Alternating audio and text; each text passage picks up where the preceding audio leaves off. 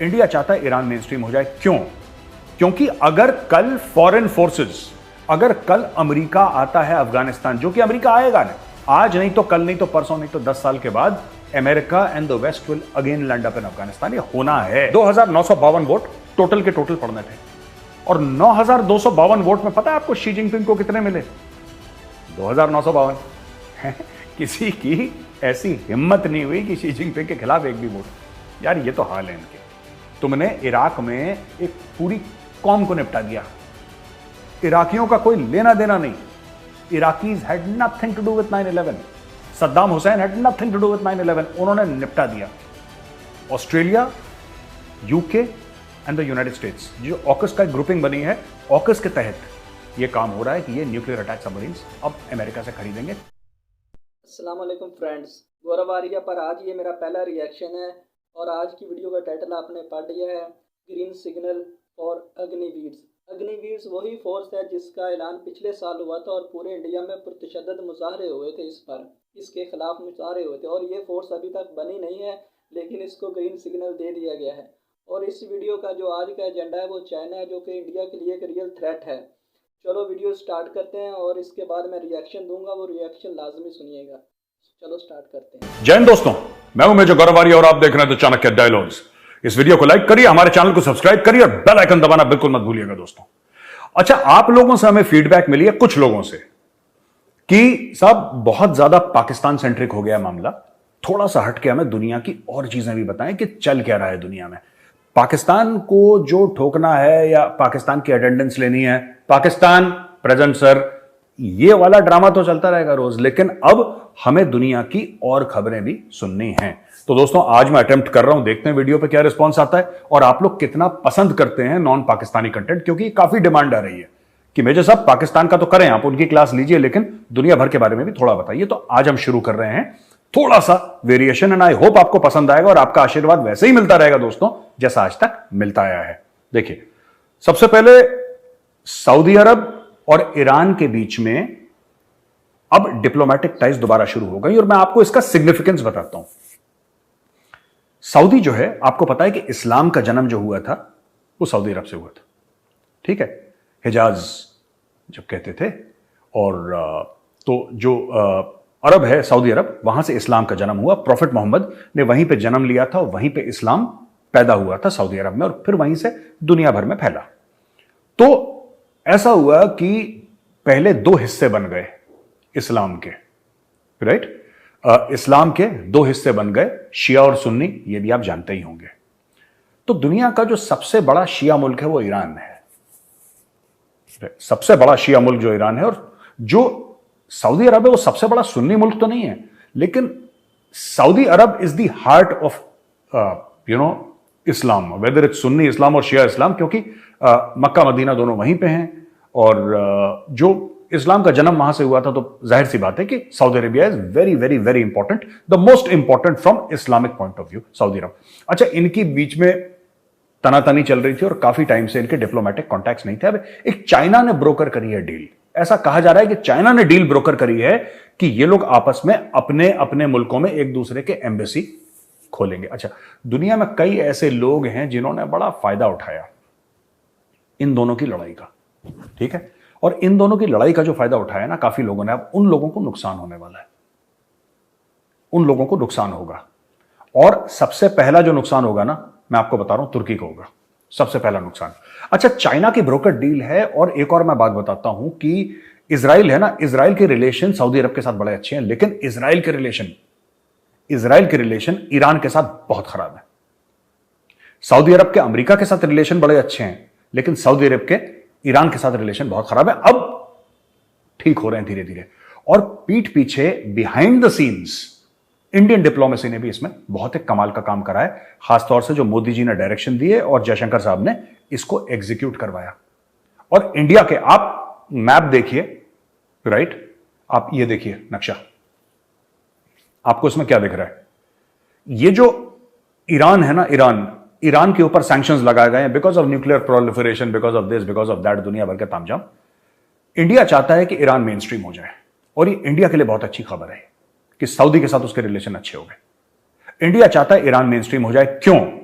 क्योंकि अगर कल फॉरेन फोर्सेस, अगर कल अमेरिका आता है अफगानिस्तान, जो कि अमेरिका आएगा ना, आज नहीं तो कल, नहीं तो परसों, नहीं तो 10 साल के बाद, America and the West will again land up in Afghanistan. ये होना है, ये बात तय है। तो वो कहां से आएंगे? वो आएंगे कहां से? आज तक क्या था कि दो ही देश थे जो समुद्री रास्ता दे सकते थे आपको, क्योंकि अफगानिस्तान खुद तो लैंडलॉक्ड है। तो दो ही देश थे, एक ईरान और एक पाकिस्तान। ईरान जो है, ईरान के साथ दुनिया की बनती नहीं साहब, अब अमेरिका की नहीं बनती, इसकी नहीं बनती, फलाने की, इजराइल की, सऊदी की, किसी से नहीं। अब सऊदी से बनना शुरू हुआ है, सऊदी से इसकी बननी शुरू हुई और एक दूसरे के एम्बेसीज भी खोलेंगे। इंडिया यह चाहता है कि अगली बार इतने अच्छे रिलेशन बन जाएं कि लोग ईरान का रास्ता, जो कि भारत ने पोर्ट बनाया वहां पे चबार, आपने सुना होगा चबार पोर्ट, और उसके आगे रेलवे लाइन भी बनाई है भारत ने।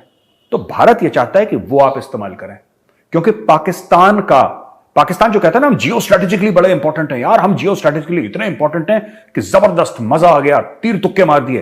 पाकिस्तान अपने आप में बिल्कुल भी इंपॉर्टेंट नहीं है दोस्तों। पाकिस्तान को कोई नहीं पूछता। पाकिस्तान सिर्फ इसलिए इंपॉर्टेंट है क्योंकि पाकिस्तान का बॉर्डर अफगानिस्तान से लगता है। अगर आप अफगानिस्तान को, फर्ज कीजिए, फॉर एग्जांपल कह रहा हूं, हाइपोथेटिकल सिचुएशन ले लीजिए, अगर अफगानिस्तान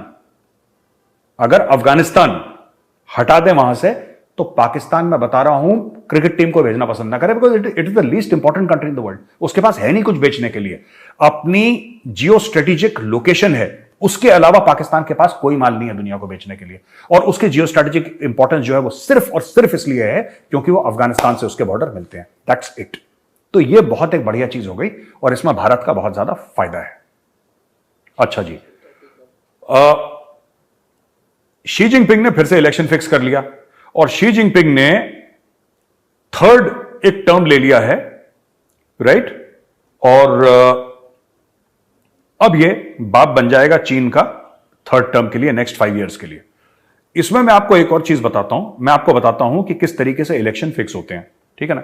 यह जानना जरूरी है कि किस तरीके से इलेक्शन फिक्स होते हैं। तो दोस्तों, चाइना में हो गई कॉमेडी, शी जिनपिंग जीत गया अपना तीसरा टर्म और तीसरे टर्म के लिए हुआ इलेक्शन। बिल्कुल फ्रॉड, बिल्कुल फ्रॉड। मुझे लग रहा था चाइना एक डेवलप्ड कंट्री है, ये डेवलपिंग कंट्री है, इकोनॉमिक सुपर पावर है, वहां पे तो तमीज से काम करते होंगे। ना ना, वहां पे भी बिल्कुल जैसे पंचायत में होता है ना, इंडिया में पंचायत का इलेक्शन भी ढंग से होता है बाय द वे। वायलेंस हो जाता है लेकिन इलेक्शन ढंग से होता है, इलेक्शन कमीशन देखता है। यहां पे चोरी देखिए, मैं चाइना को अभी एक्सपोज करता हूं।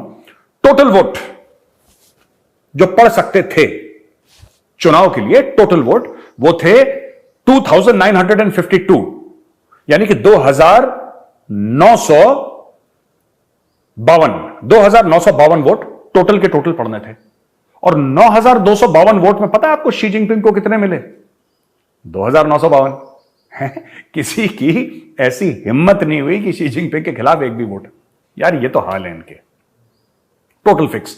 अब वो दोबारा चीन की किस्मत का तिबारा, वो चीन की किस्मत का मालिक बन चुका है और वो चीन को अब धकेलेगा अपने डायरेक्शन में। उसने, याद है पिछली बार कोविड हुआ था, सारे दरवाजे सब बंद कर दिए, लोगों को वेल्डिंग कर दी थी दरवाजे में, जो लोहे की कुंडियां थी, उसने बोला कि वेल्डिंग ही कर दो, निकल ही ना पाए उसके अंदर। तो अब वो फिर से करेगा आदमी। और इसमें भारत के लिए और बाकी देशों के लिए थोड़ा सा फिक्र की यह बात है कि शी जिनपिंग जो है ना, शी जिनपिंग ये लगातार दर लगातार अपने आप को टर्म देता रहता है। तो लैक ऑफ डेमोक्रेसी तो है चाइना में, ठीक है। इकोनॉमिक ग्रोथ चाइना की कम हो रही है, यानी कि एक तो लैक ऑफ डेमोक्रेसी है, इकोनॉमिक ग्रोथ है। इससे क्या होता है कि पोजीशंस अनस्टेबल होती हैं कंट्रीज की। लोग अगर भूखे हैं, उनको आजादी है, तो फिर यह बैलेंस बन जाता है। या लोगों का पेट भरा है, उनकी जेब में पैसे हैं लेकिन उनके पास आजादी नहीं है, फिर यह बैलेंस बन जाता है। पर यह नहीं हो सकता कि आजादी भी नहीं है और पैसे भी नहीं है और खाना भी नहीं है। समझ रहे हैं मेरी बात? तो ये तीनों चीजें नहीं हो सकती। फिर चाइना में आजादी तो पहले से नहीं थी, लेकिन लोगों के पास पैसे खूब थे और लाइफस्टाइल एक अच्छा था। अब क्या हो रहा है कि over a period of time वो लाइफस्टाइल इंपैक्ट हो रहा है। चाइना में रियल एस्टेट ठप, ठीक है, रियल एस्टेट ठप, शेयर मार्केट ठप, बैंक्स काफी ठप, और ये सब चीजें हो रही हैं। और बाकी अमेरिका वगैरह जितने भी यूरोपीय मुल्क हैं और अमेरिका, ये सब मिला के इन लोगों ने बोल दिया कि जो बड़ी बड़ी कंपनी है ना, जो चाइना में मैन्युफैक्चरिंग कर रही हैं, उनको मैसेज पास कर दिया कि बॉस धीरे धीरे तुम कटो चाइना से, तुम्हें जहां मर्जी जाना है जाओ यार, तुम्हें जहां मर्जी जाना है। और दुनिया भर का सामान बनता है चीन पे, और चीन उसी की कमाई लेकर दुनिया पर राज करने की कोशिश कर रहा है। चाइना में खुद तो कुछ बनता नहीं है।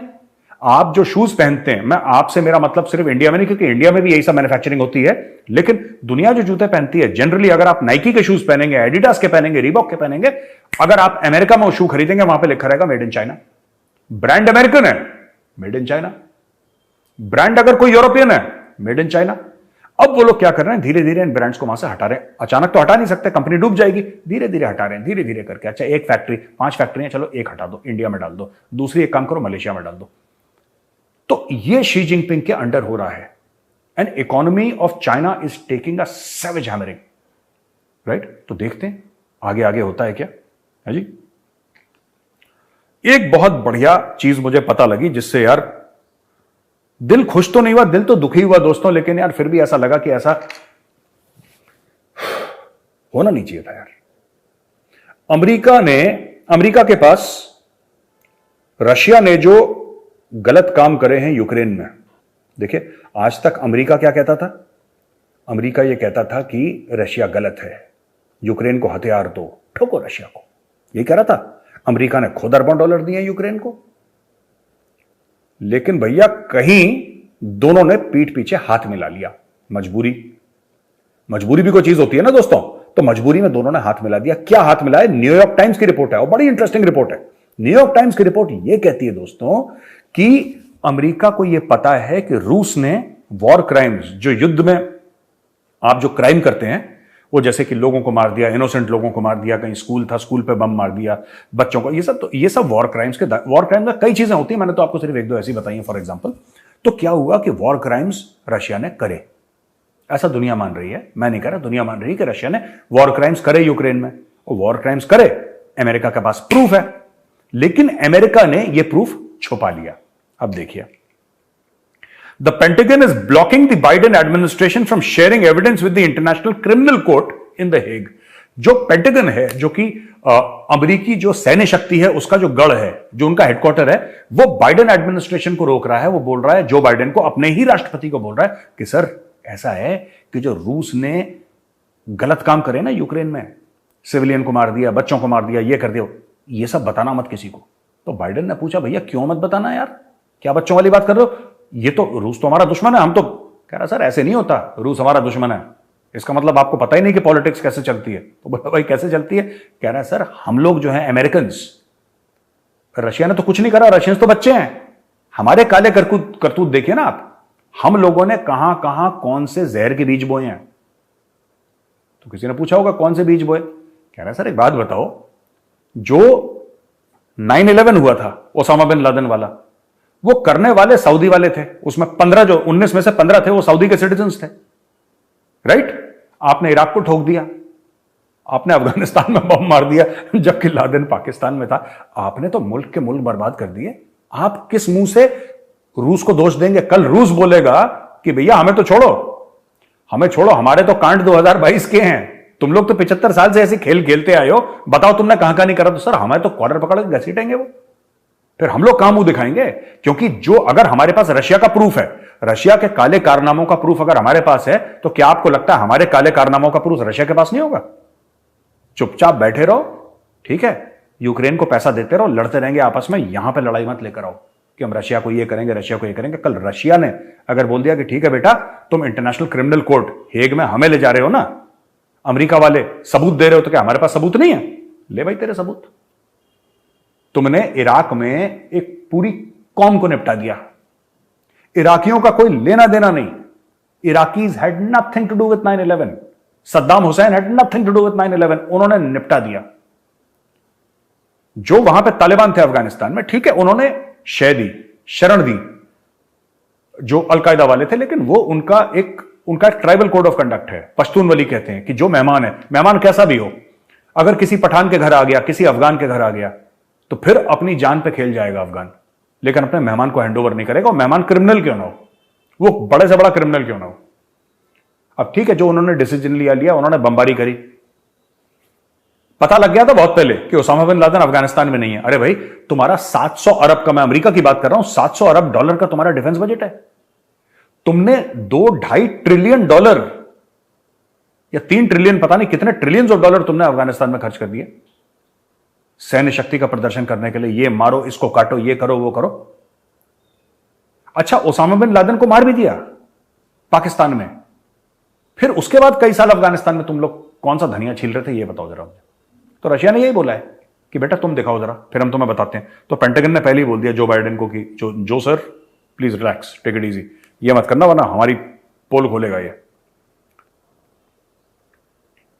ये देखो, ये कहता है अमेरिकन मिलिट्री, ये न्यूयॉर्क टाइम्स का आर्टिकल है अमेरिकन न्यूज़पेपर का, कहता है कि American military leaders oppose helping the court investigate Russians because they fear setting a president that might help pave way for it to prosecute Americans.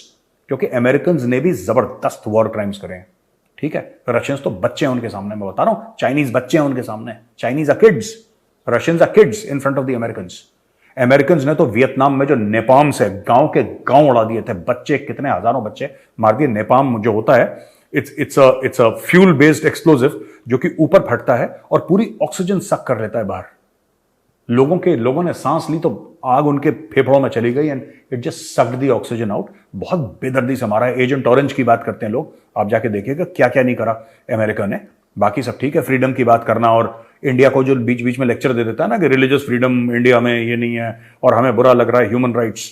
भाई साहब आप देखना, अमेरिकन प्रेसिडेंट ने वॉर डिक्लेयर करा है, कितने देशों को इन्होंने बर्बाद कर दिया। और इन्होंने हजारों लाखों के हिसाब से लोग नहीं मारे, इन्होंने करोड़ों के हिसाब से लोग मारे हैं, करोड़ों के हिसाब से अमेरिकन ने मारे। और यही पेंटागन कह रहा है कि सर, अपने प्रेसिडेंट को कह रहा है जो बाइडेन को कि भाई साहब जिल्ले लाही, दूसरे पे उंगली उठाने से पहले यह देख लो कि हम कितने काले हैं, हमारी करतूतें कितनी काली हैं, ऐसा ना हो कल हम फंस जाएं।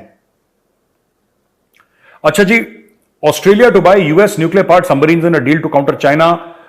5 Virginia class nuclear part submarines United States से खरीदेगा ऑस्ट्रेलिया। अच्छा, आपको पता है ये कल हमने कवर करा था, Australian prime minister INS Vikrant के ऊपर चढ़े थे, राइट।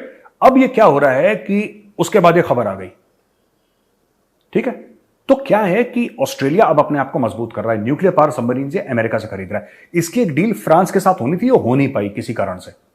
तो इमैनुअल मैक्रोन जो था वो बड़ा दुखी हो गया था ऑस्ट्रेलिया से और बोला कि तुमसे कट्टी है, अब बात नहीं करेंगे तुमसे, समथिंग लाइक दैट। लेकिन fact of the matter is Australia is buying stuff from the United states of America. ये 5 nuclear submarines, nuclear part submarines जो हैं ये खरीदेगा वर्जीनिया क्लास की, और ये 2030 तक ये डिलीवर हो जाएंगी। इसके बाद ये the arrangement which would also include rotating American attack submarines through Perth in Western Australia by 2027 adds new details, complexities to a 2021 security pact between Australia, Britain and the United States known as AUKUS। समझ रहे हैं आप? तो ये AUKUS के तहत काम हो रहा है, Australia, UK and the United States. जो AUKUS का ग्रुपिंग बनी है, AUKUS के तहत ये काम हो रहा है कि ये न्यूक्लियर अटैक सबमरीन्स अब अमेरिका से खरीदेंगे चाइना को काउंटर करने के लिए।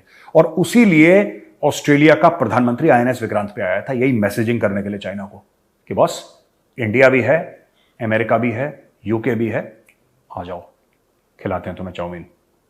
अच्छा दोस्तों, एक बड़ी खबर आई है जो अग्निवीर के लिए बड़ा ना लोगों ने बड़ा चें पैं अग्निवीर बुरा है, ऐसा है वैसा है, दुनिया भर की चीजें। और हमारे जो देश के नेता हैं उनकी तो आदत है कूदने की, हर चीज में कूद गए, चाहे उसके बारे में नॉलेज हो ना हो। सेंटर ने डिक्लेयर कर दिया है कि 10% वैकेंसी बीएसएफ में अग्निवीर की होगी, सीमा सुरक्षा बल में 10% वैकेंसी अग्निवीर में होगी। अब मैं आपको बताता हूं थोड़ा अग्निवीर की स्टोरी, जो लोग बच्चे अप्लाई भी कर रहे हैं अग्निवीर के लिए। देखो ऐसा है, मैं आपको बताता हूं, यह सरकार को बहुत पहले डिक्लेयर कर देना चाहिए था, तो इतना ड्रामा होता ही नहीं, पर ठीक है टाइम लगता है, डिक्लेयर कर दिया सरकार ने, अब वो हो गया है। बेसिकली क्या है कि अग्निवीर में यह सिस्टम है कि अगर 100 लोग जाते हैं, उदाहरण दे रहा हूं 100 का, वैसे हजारों जाएंगे, 100 का उदाहरण पकड़ लो आप, तो 25 तो फौज में रह जाएंगे, अब बचे 75। तो लोगों का ये कहना था भाई ये 75 कहां जाएंगे, कोई कह रहा है डाकू बनेगा, कोई कहता है ये चोर बनेगा, कोई कहता है ये मर्डर करेगा, शूटर बनेगा, दुनिया भर की बकवास, ऐसा कुछ भी नहीं है। बीएसएफ में आप उदाहरण के लिए लीजिए कि अगर बीएसएफ में हर साल, ठीक है, 30,000 लोग जाते हैं, अगर बीएसएफ का इंटेक 30,000 का है, तो 30,000 में से 3,000 अग्निवीर लेगा बीएसएफ। बीएसएफ का 30,000 है, 50,000 है, 1 लाख है, मुझे नहीं पता, मैं सिर्फ आपको एक उदाहरण दे रहा हूं, ठीक है, just give you an example. अब बीएसएफ में 3,000 जाएंगे अग्निवीर, वो पक्का हो गया। अब आप आने वाले 3-4 महीनों में ये सुनेंगे कि सीआरपीएफ में भी 10% का हो गया रिजर्वेशन अग्निवीर के लिए, ठीक है। सीआरपीएफ बहुत बड़ी फोर्स है और दुनिया की सबसे बड़ी इंटरनल सिक्योरिटी की फोर्स है सीआरपीएफ। और BSF is the largest border guarding force in the world. ठीक है, तो आप इनको छोटा मत समझना, ये लाखों की तादाद में इनके पास लोग हैं, बीएसएफ के पास भी और सीआरपीएफ लाखों की तादाद में, बहुत बड़ा इंफ्रास्ट्रक्चर इनके पास है, and these are massive forces, ये बहुत बड़ी फोर्सेस हैं। अब आप ये देखेंगे कि बीएसएफ अब सीआरपीएफ का आएगा, आईटीबीपी। आईटीबीपी थोड़ी सी छोटी फोर्स है, लेकिन आईटीबीपी बहुत एक महत्वपूर्ण फोर्स है। अच्छा, मेरी जो पैदाइश है ना, मेरे पिताजी उस समय 2nd बटालियन आईटीबीपी में सीओ हुआ करते थे, कमांडेंट हुआ करते थे। जब मैं पैदा हुआ था तो मेरा थोड़ा सा आईटीबीपी के साथ थोड़ा सा वैसे भी लगा हुआ है। मैं आईटीबीपी में पैदा हुआ, बीएसएफ ने पाल पोस के बड़ा करा और इंडियन आर्मी ने यह बना दिया जो आपके सामने है।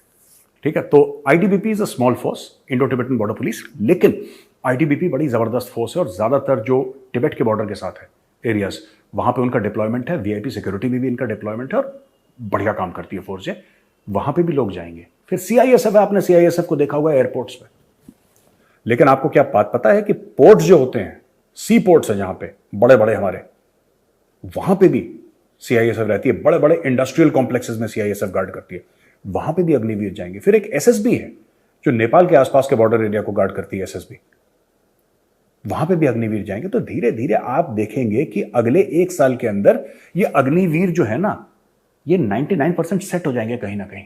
सरकारी नौकरी चाहिए, सरकारी नौकरी मिल जाएगी, कहानी खत्म आपकी। वो आर्मी में नहीं होगी तो क्या हुआ, देश की सेवा करनी है और एक पक्की नौकरी चाहिए ना। बात तो यही है, देश की सेवा करनी है और पक्की नौकरी चाहिए, तो देश की सेवा भी करो, पक्की नौकरी करो। बीएसएफ की नौकरी, आईटीबीपी की नौकरी, सीआरपीएफ की नौकरी, सीआईएसएफ, एसएसबी, ये 5 फोर्सेस हैं। सीपीओज जनरली कहते हैं सेंट्रल पुलिस ऑर्गेनाइजेशंस, सीपीओज, उसमें ये भी होगा।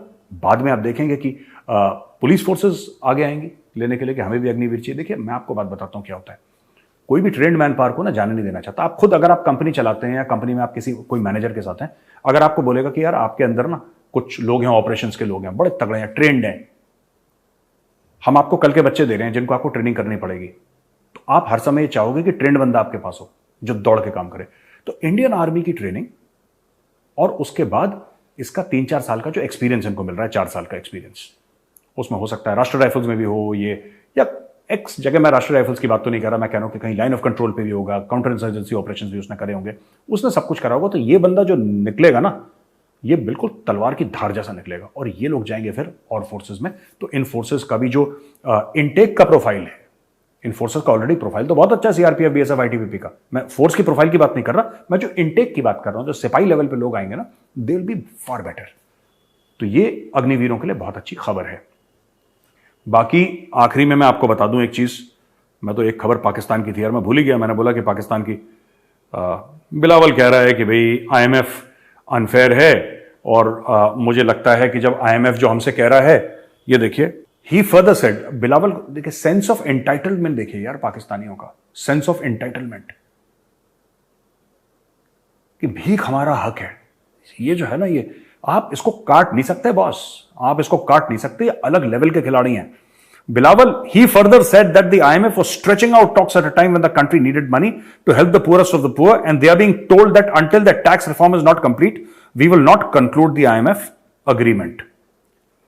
ठीक है जी, ये कह रहा है कि अब ये बिलावल, देखो बिलावल का एम क्या है कहने का। अब देखिए, सुनिए, ध्यान से सुनिएगा। Is it really the time to nitpick?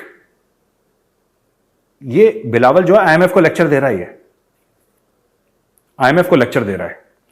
Is it really the time to nitpick about our tax policy and tax collection while we are suffering from a climate catastrophe of this scale? ये lecture दे रहा है IMF को। क्या ये सही वक्त है?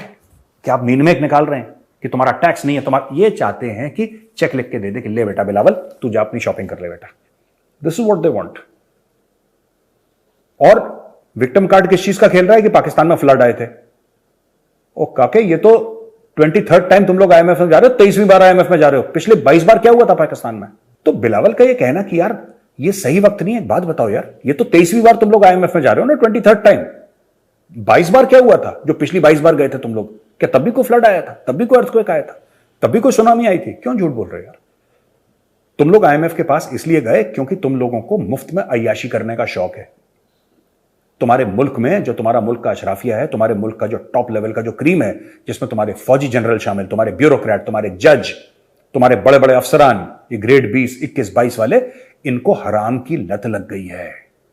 ये चाहते हैं कि मुफ्त का डॉलर आए बाहर से और ये लंदन में और दुबई में बड़े बड़े फ्लैट खरीदें और लोन अपने सर पे बैठा लें और बाहर भाग जाएंगे। इनको क्या फर्क पड़ रहा है? नवाज शरीफ भी तो बाहर है।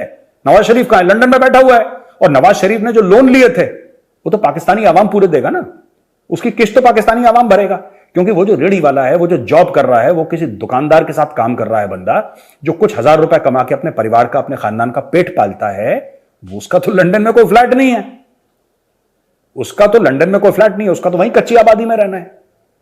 और ये जिन्होंने पैसे लेने थे ले लिया। अभी आईएमएफ को आंखें दिखा रहा है कि ये कोई क्या सही समय है जब तुम्हें हमसे ऐसे सवाल पूछने चाहिए, जब हमारे यहां इतने लोग परेशान हैं कि यहां पे फ्लड आ गया था। और बेटा, जो पिछली 22 बार तुमने लूटे थे पैसे, तब कौन सा फ्लड आया था? तो ये नीयत खराब है इन लोगों की, ठीक है ना। तो दोस्तों, आपको कैसा लगा हमने इस बार जो करा है? इसमें आज के लिए कोई क्वेश्चन आंसर्स नहीं हमारे, लेकिन मैं ये कहना चाह रहा था कि इस बार हमने ये कोशिश करी है कि 90% आपको न्यूज नॉन पाकिस्तानी, हम एक बैलेंस बना के रखेंगे, पाकिस्तानी नॉन पाकिस्तानी न्यूज। अब बताइएगा आपको कैसा लगा। अगर आपको लगता है कि हमें चेंज करना है तो जैसा आपका हुक्म होगा, आपका हुक्म सर आंखों पे। तो आज की वीडियो आपने देखी है, इसमें आपने ये वीडियो देखी पूरी, आपको ये वीडियो कैसी लगी है तो आप ही फैसला करेंगे, लेकिन इस पर जो मैं रिएक्शन दूंगा वो बिल्कुल डिफरेंट है। तो आज की इस वीडियो में मैं इसके 3 हिस्से करूंगा, ठीक है। इन्होंने 3 बातें की हैं मेजर साहब ने। पहली बात इन्होंने की है पाक अफ़गान के बारे में, पाकिस्तान और अफ़गानिस्तान को इसने डिस्कस किया है। और दूसरी बात जो मेजर गोरवारिया ने की है, उसका जो उसका टॉपिक था वो था चाइना। और तीसरी टॉपिक जो उसने टच किया है वो है अग्निवीर, BSF, CRPF। तो इसमें हम इसको 3 हिस्सों में मुख्तलिफ शॉर्ट रिएक्शन करेंगे। तो पहली बात उन्होंने की है पाकिस्तान और अफ़गानिस्तान वस्त एशिया के बारे में। यार नहायत ही कैसे ये लोग हैं, वो इनकी सोच का लेवल क्या है, ये बात पता नहीं कौन सी दुनिया में रहते हैं, कैसी बातें करते हैं। अच्छा, इनका ना ये वीडियो मैंने देखी, मुझे ये मेरा पहला रिएक्शन था मेजर गौरव आर्या पे। तो मैं ये वीडियो देखकर ना बहुत हैरान भी हुआ हूँ और खुश भी हुआ हूँ। हैरान मैं इस बात पे हुआ हूँ कि एक इस लेवल का बंदा जिसकी इतनी फ़ैन फॉलोइंग है और उसका तजिया चेक करो। और खुश इस बात पे हुआ हूँ कि वो हक़ाइक़ से बिल्कुल ही दूर है और वो ख्वाब खरगोश और वो ख्याली दुनिया पे बता रहा है कैसे हो जाएगा। आप मैं उसको आपको एक मिसाल देता हूँ। वो कह रहा था कि पाकिस्तान की कोई स्ट्रेटजिक अहमियत नहीं है। फ़र्ज़ करो कि पाकिस्तानी बॉर्डर को अगर वहाँ से अफ़गानिस्तान के साथ ख़त्म कर दिया जाए तो पाकिस्तान ये हो जाएगा, वो भाई क्यों फ़र्ज़ कर लें, क्यों ख़त्म कर दिया जाए? वो एक हकीकत है। पाकिस्तान की स्ट्रेटजिक अहमियत ये एक रियलिटी है, ये हकीकत है, इसको आप चेंज नहीं कर सकते।